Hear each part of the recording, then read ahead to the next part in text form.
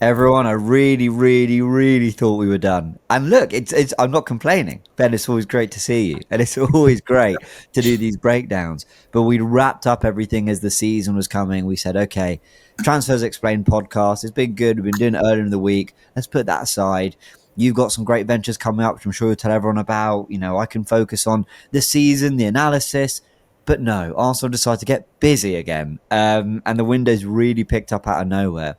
For anyone who's been living under a rock and doesn't quite know what's going on, Piero Hincapié.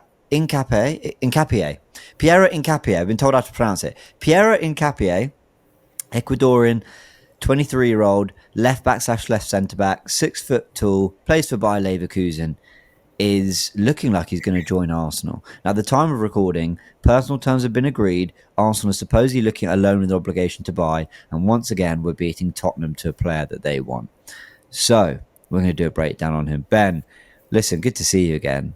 And I've got to give you credit. You called it. There would be a left-footed player coming in that was going to do a left-footed defender, you specified. And it looks like Arsenal really work on that kind of deal as Jakub Kiwior prepares to move to Porto. Yeah. I kind of hoped we would get someone, but I wasn't sure. But I got the bat signal from you for another episode. So yeah, looking forward to like that going down. Like yeah, but yeah, no, it's interesting because I thought we might go down the route of getting like a proper attacking, flying fullback, but we've gone for another like hybrid who is more like a left back than a centre back. He was a centre back, and that's where he started.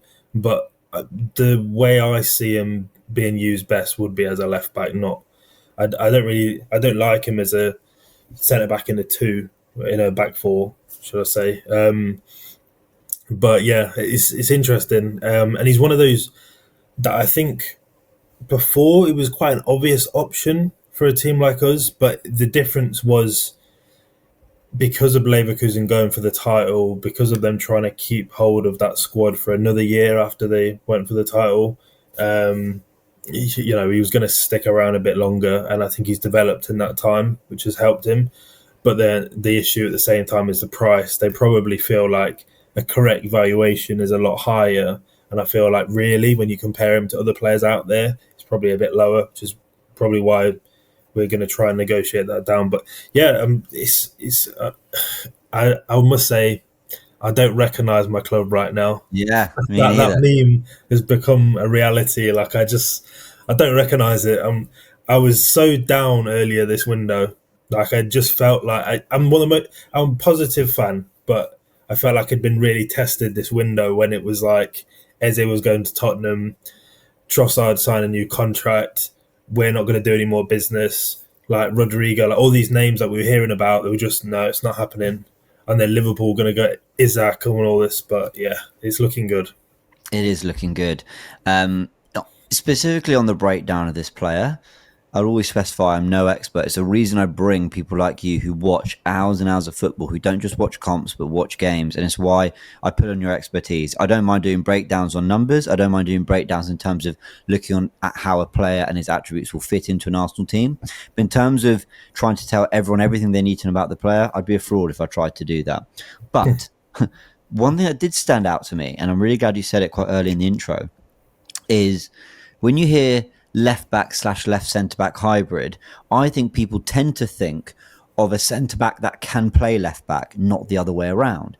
And I think the reason they think of that is because it's easier to be robust defensively, tall, strong in a back two, and therefore swap to left back where you've got a little bit more attacking endeavour than it is being a player with attacking endeavour asked to suddenly become like a rock at the back. I think it's more transferable one way than the other.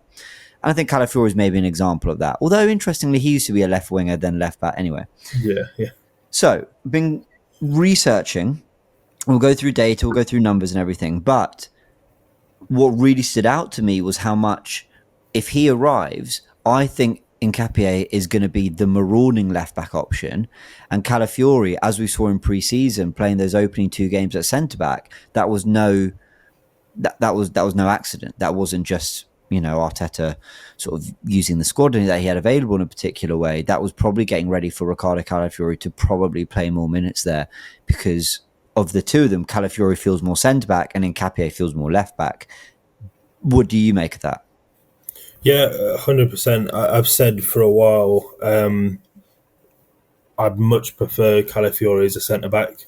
I think defensively in 1v1s, his timing's not quite right a lot of the time, and when he misjudges it, he can get burnt quite easily.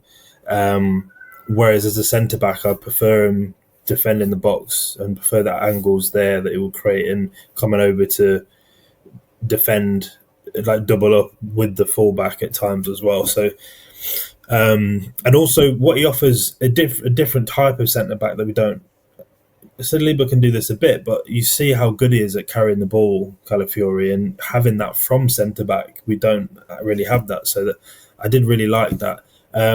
So my idea with a lot of this was, if you sell Kivior, you go and get a proper flying left back who's going to bomb down that left side. The ideal world, you'd go get Davies, Nuno Mendes, Balde, or one of those guys. But apart from those three, there aren't loads at that top level.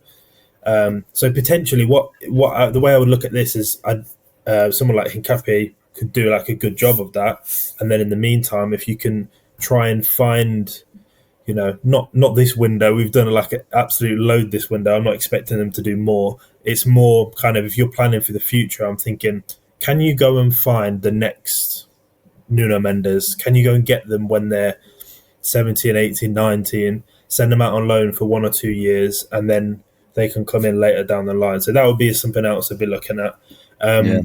But yeah, I prefer him as a left back and Calafiori at left centre back. And then the combinations might be Calafiori actually with Hincapié, and then Lewis Skelly with Gabriel, because I think you want one who's more of, like, both Lewis Skelly and Calafiori want to go here, whereas Gabriel will stay here, allow one to go there. Hincapié will stay there, allow the other to go there. So you want one to drop while the other one goes forward, not both of them bombing forward, and then you've got Salah with like all that space. Well, actually, you're spot on, because when I think of Hincapié and Calafiori, if you've got a back four, I'm making one up, right, of White, Saliba, Calafiori, and Hincapié, and you want to alternate tactics between Calafiori stepping into midfield and Hincapié tucking in, then you've got White, Saliba, Hincapié with Calafiori marauding forward, as we know it can do with the ball, and there's natural cover there. Or Hincapié bombs forward and Calafiori drops to left centre-back, where you've got Calafiori, Saliba, Ben White. Those are really obvious patterns that make complete and utter sense to me. I can completely see how they complement one another. But Lewis Skelly, being a midfielder converted left-back, brilliant defensively, you're not going to get that flexibility with Calafiori. With Gabriel. Gabriel is going to move wide, but ultimately he's a centre-back, and Lewis Skelly will kind of get more free roam to move in different areas of the pitch. So I completely agree with you on how they complement one another in Hincapié and Calafiori as potential partnerships. If Arteta gets to a point where he really wants to play around with that balance, and it'll be interesting to see. Let's go through some data on the player. This is just simply from Transfermarkt. It just shows kind of the minutes he's played since the 21-22 season. But as you can see, racking up 27 games in the Bundesliga from 21-22. He's 23 years old now. So as a 19, 20-year-old, he's been playing regularly in the Bundesliga with 30 games the season after that, 26 the season after that, and 32 this season after that. He's not racking up major numbers. That's one thing too. He's not some marauding left back who's going to rack up sort of 5 goals, 6 assists a season, something like that. But who knows? Maybe that's something he's got potential to do. Upwards of 2,000 minutes, 2,400 minutes, all that. So he's playing plenty of football. Over his career, 124 games as a centre back, with 48 as a left back. But it's slightly misleading, Ben, because he is playing as a left centre back, and we know that the modern left centre back. I mean, I was watching Graham Potter do it with West Ham's back three, where I know he wasn't the first. It was Sheffield United and Chris Wilder that did it. But these kind of underlapping centre backs, it means there's a lot of license to get forward. So you are playing a lot more as a left back than a centre back, really. in Yeah, a back. exactly that. Yeah, and I think you're finding centre backs who aren't, some might call him a failed centre back, like because they're too small or whatever in certain places. But if you've got a back three, they're actually, you can utilize the fact it's kind of you platform the strengths and you limit their weaknesses. Don't put them in loads of scenarios where they need to defend the box and they need to be the guy defending against a 6'5" striker, Mm. and then utilize them on the ball more to have someone in defence who's extra agile, who's more press resistant, who can break the lines really well, and they can help you find solutions in build up play. So a lot of his centre back games would definitely have been in a back three as a wide centre back, and even for Ecuador, they've played a back three a lot. And then they've had Estepinian down the left. God, Yeah. they've got a decent team, I'll say. Yeah. Ecuador, they're entertaining. They've got a few coming through, but as a nation, they just keep improving. So they, Caicedo in the Premier League, Kendra Pires that went to Chelsea and now on loan at Strasbourg. But yeah, they've got when he plays there, he's a real leader for them at the back. But they've also got Pacho, who's a PSG. So Of both course. of them are left centre backs. So that's Yeah. interesting how they rotate at times. Okay. Fair enough. So he's used to some competition. Let's put it that way. Yeah. Let's look at his season heat map, and that tells you everything from the 24-25 campaign in the Bundesliga. He bombs up and down the pitch. Again, this is not a player who is just sort of, tucking into the wide areas and distributing the ball. He does get up and down, which is why we're probably seeing him as more of a left back than a left centre back for us. But Yeah. we've obviously got the options to cover. Let's talk FB Ref. I don't always delve into FB Ref because I think it was something I think it was a tool a few years ago that was actually quite interesting, and then it Mm. became a tool that everyone just kind of used to define players. And the reality is that it's somewhere in the middle. But his FB Ref 24-25 numbers in the Bundesliga compared to other centre backs, specifying centre backs, obviously has him ranking very highly. Can't even speak today. Ranking very highly. I'm not used to this many transfer videos, Arsenal. Bloody hell. Yeah, we've Pass all overdosed there. We really have. We really have. Pass completion is good. Total passing distance, passes completed that are short. I like things like key passes in the 86th percentile, crosses into the penalty area in the 91st percentile. He's right up there for tackles in the attacking third, which tells you maybe the license he gets from left centre back to go press up the pitch with 0.34 per 90. And then possession, you can see again, a lot of touches in the attacking penalty area as a left centre back, progressive carries in the 93rd percentile, and the 98th for carries into the final third. But crucially, I wanted to also look at this compared to fullbacks in the Bundesliga because his passing numbers still come out way on top for things like 62.53 passes per 90. That puts him in the 95th percentile. Passing to final thirds, he's still ranking highly amongst other fullbacks too, in the 91st percentile, 85th for progressive passes. So clearly this is a very technical player who can have an impact in the final third, Ben. Yeah, one of the things with the FBref stuff is one of the flaws of it is the fact that roles massively influence stats. So 100%. like for example, Sporting are a really good example of this, where you go and look at all their centre backs, and over the years, and look at them, it's all green. Bear in mind the level of the players that they're playing against in that league is Yeah. obviously going to be lower, but the centre backs, because they're in a three, and Amarim's style was very like everyone. The three centre backs very progressive, playing the ball over the top of the defence loads, playing through the lines, and then the wing backs as well.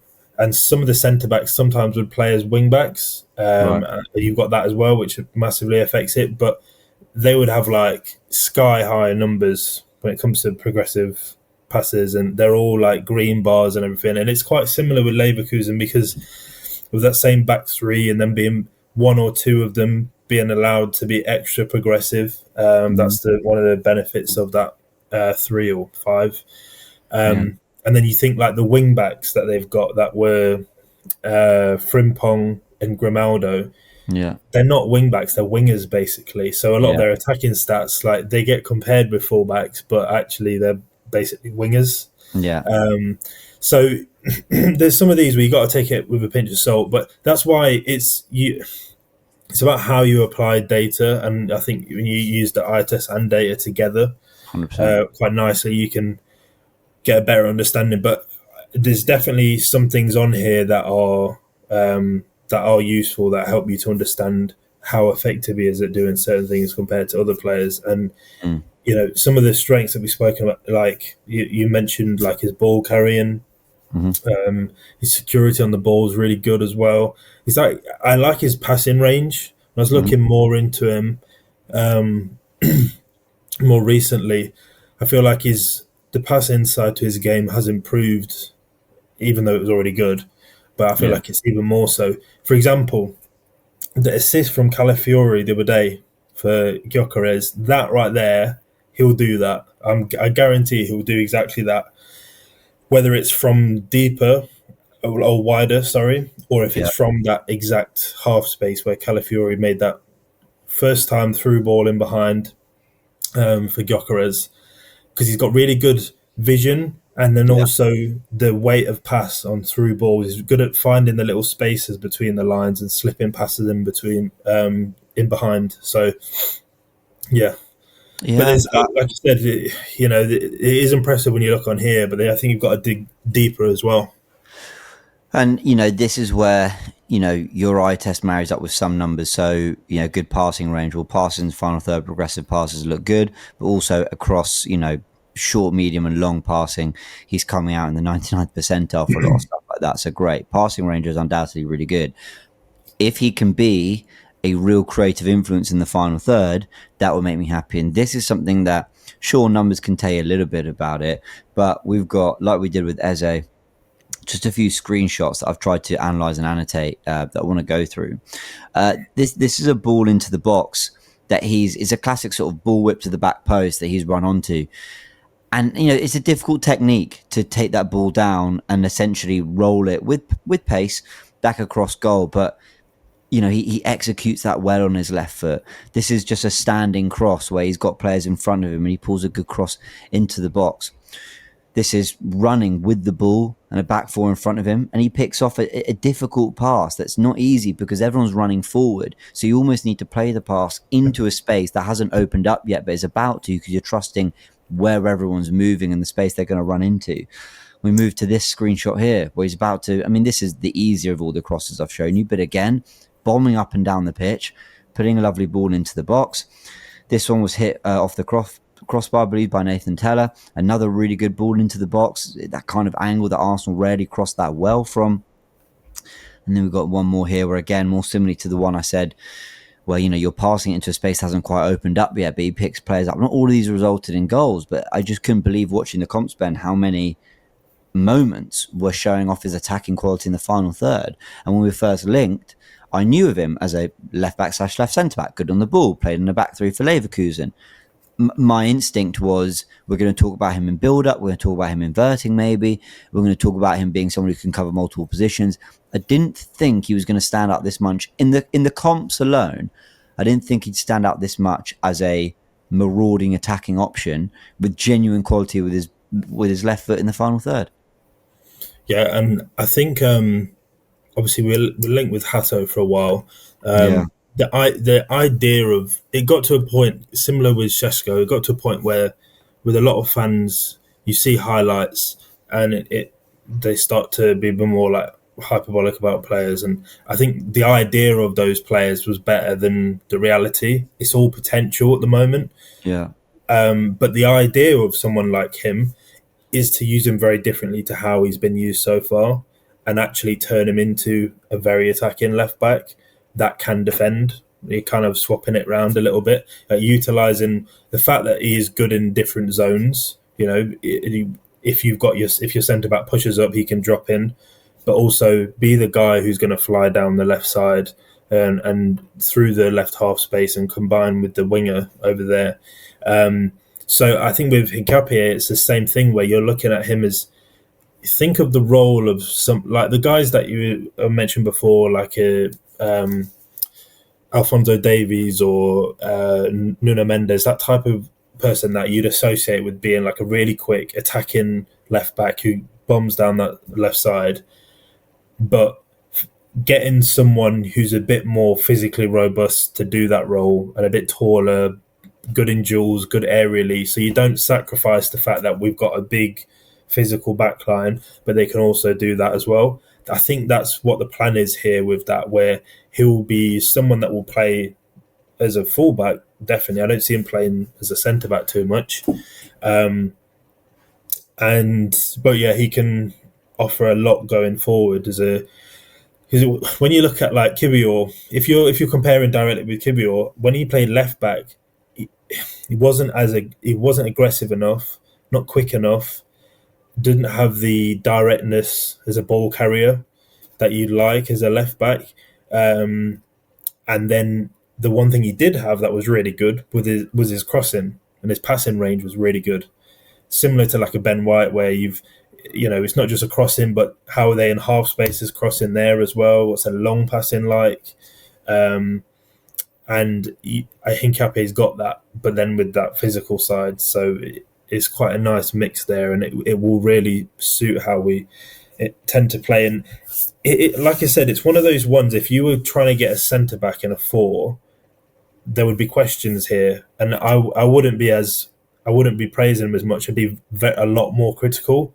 But because I think that's how we're going to be using him, I see the benefit a lot more than as a centre back. Yeah, I agree. Having sort of learnt a little bit of what I've learnt as a player in the last few days. Yeah, if this was our answer to like a backup left centre back, I'd be a little bit more concerned. I'd think, well, is it worth losing Kivior and essentially spending more money to get this player in? But if we're redefining Calafiori, hopefully in a position where he should pick up less injuries, and we're actually getting someone a bit more marauding, I think Calafiori's done that brilliantly too, and I think Arteta will still use Calafiori in a lot of ways like that. So it's going to be interesting to see. I just wonder whether he might do it from centre back, as we've talked about with Hincapié covering at left back. So here's my next question then: what's the plan? What are Arsenal doing? Is the plan, because Lewis Skelly was tremendous last season and made many people's left back of the year. Like, he made many people's Premier League team of the year off the back of the second half of left back performances. So we know he's unreal. But I would say he's a little limited in terms of the overlapping fullback option. I'm not sure that comes so naturally to him. As an inverting option, I don't think there's anyone possibly better. But in terms of that overlap, he's maybe a touch limited in that sense. But then you've got Calafiori, who started the season, and Hincapié feels like a completely different option. Is the plan to bed Hincapié in, and over the season we start to give him those minutes as the starting marauding left back? Is the plan for Lewis Skelly to eventually take that place? He's still an 18-year-old, so he still needs time. I'm not discounting the age and the experience, but is Calafiori going to be our starting left back till he eventually gets injured, and then we work this in? That sounds awful to say, but I just don't know what the plan is here. It feels more like we've got one left centre back in Gabriel and 3 left backs, rather than it feeling like we've got 2 and 2 at the moment, if that makes sense. Yeah, no, of course it will, because Calafiori's been playing mainly left back so far. But I think if you look at the role that he's played at left back, I think Hincapie would suit that very well. The one thing I would say with him as a ball carrier, the big difference between him and Calafiori, Hincapie is one of those ball carriers where he's very powerful going forwards, like straight line running. This was one of my criticisms with Gyökeres.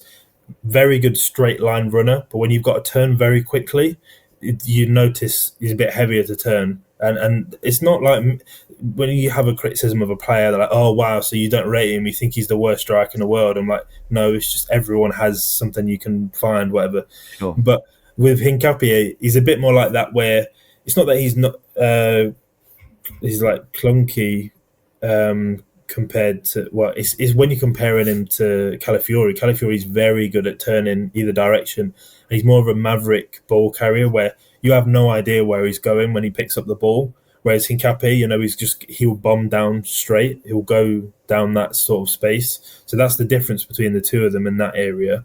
But I think when you're thinking of the plan, the main difference with someone you mentioned about with Lewis Skelly, him and Timber are quite similar, where they're a lot better in terms of their passing. They're very good at playing through the lines, those low-driven passes. They're very like compact players that are very physical. But when in terms of their passing, it's playing along the grass, down the line, through the lines, breaking the lines. Whereas White and Hincapie have got similarities where they've got more of that half space crossing, crossing from wide areas. They're a bit more variety on the ball as a crosser.